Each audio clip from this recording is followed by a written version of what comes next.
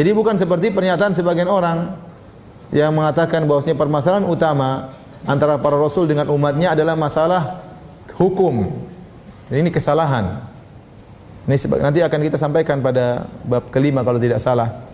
Misalnya hanya menyebutkan sekilas ya, sebagaimana yang dipahami oleh Sayyid Qutb rahimahullah dalam tafsirnya Fi Dhalalil Quran. Ya, nanti akan saya nukilkan. Beliau mengatakan bahwasanya permasalahan utama antara para rasul dengan umatnya adalah masalah hukum. Masalah hukum, bahwasanya para rasul menyuruh umatnya untuk menegakkan hukum Allah Subhanahu wa taala. Dan itulah makna la ilaha illallah. Ini kesalahan dari beliau rahimahullahu taala dalam tafsir beliau fi Dhalalil Quran. Yang benar bahwasanya permasalahan adalah masalah tauhidul ibadah.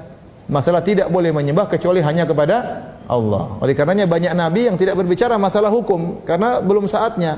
Contohnya Nabi Isa alaihissalam diutus di tirani di zaman pemerintahan orang-orang Romawi. Dan Nabi Isa tidak kemudian memberontak terhadap orang-orang Romawi tersebut, tidak. Karena tidak punya kemampuan. Nabi Isa alaihissalam menyuruh kepada apa? Tauhid.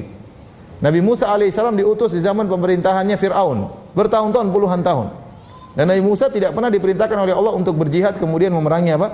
Fir'aun, karena tidak mampu. Nabi Musa berdakwah kepada tauhid, menegur Fir'aun agar bertauhid, datang kepada Fir'aun agar menyembah kepada Allah, tapi dia tidak pernah mengatakan wahai Fir'aun gantian, saya yang jadi raja kamu turun, tidak pernah. Ya. Tapi dia mengatakan sembahlah Allah Tuhanmu yang menciptakan aku dan menciptakan apa? Kalian. Ya. Demikian juga nabi-nabi yang lain. Ya. Nabi Yusuf juga hidup di zaman kerajaan Mesir, kerajaannya juga kafir. Waktu Nabi Yusuf menjadi menteri, diangkat oleh raja jadi menteri, Nabi Yusuf pun tidak memberontak untuk menggulingkan apa? Pemerintahan tatkala itu, padahal pemerintahan tersebut dibangun di atas apa? Kesyirikan. Artinya pembicaraan masalah hukum itu masalah penting, tapi dia bukan yang utama. Yang paling utama adalah bagaimana menyeru kepada tauhid.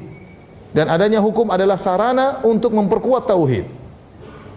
Bukan sebaliknya, seorang mengatakan yang paling utama adalah khilafah, kemudian tauhid jadi korban. Jangan bicara tauhid, ini salah.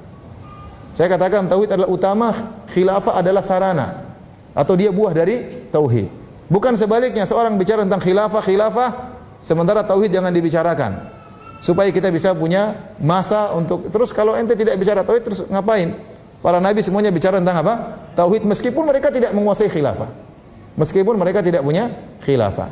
Jadi jangan disalahpahami, la ilaha illallah artinya la ma'budu bihaqqin illallah. Tidak ada yang disembah kecuali siapa? Allah. Bukan tidak ada yang menjadi hakim kecuali Allah. Ini penafsiran yang masih kurang, tidak sempurna.